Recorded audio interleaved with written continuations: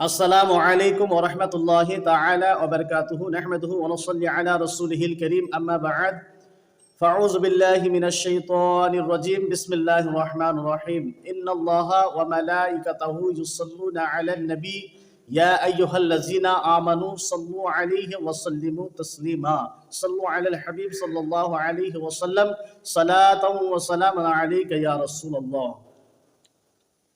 প্রিয় দিনী ভাই বোন, যে যেখান থেকে আমার এই ভিডিওটা দেখছেন সম্পূর্ণ দেখবেন। আজকে আমরা জানবো দুরূদ শরীফের ফজিলত।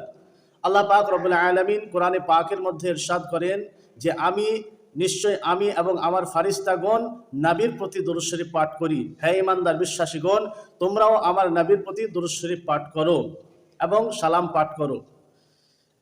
আমরা একটি হাদিসের মধ্যে দেখব, আল মুজামুল কাবির লিত্তিবরানি 18তম খণ্ড 362 নম্বর পৃষ্ঠা, হাদিস নম্বর 928 নম্বরের মধ্যে সুলতানে দু আলম নূরে মুজাসসাম সাহেব বনি আদম রসুল মুহতাশাম সাল্লাল্লাহু তাআলা আলাইহি ওয়া আলিহি ওয়াসাল্লাম ইরশাদ করেন, যে ব্যক্তি দিনে ও রাতে আমার প্রতি ভালোবাসা ও ভক্তি সহকারে 3 বার দুরূদ শরীফ পাঠ করবে, আল্লাহ তাআলার উপর নিজ দায়িত্ব যে তিনি তার ওই দিন ও রাতের গুনাহ ক্ষমা করে দিবেন।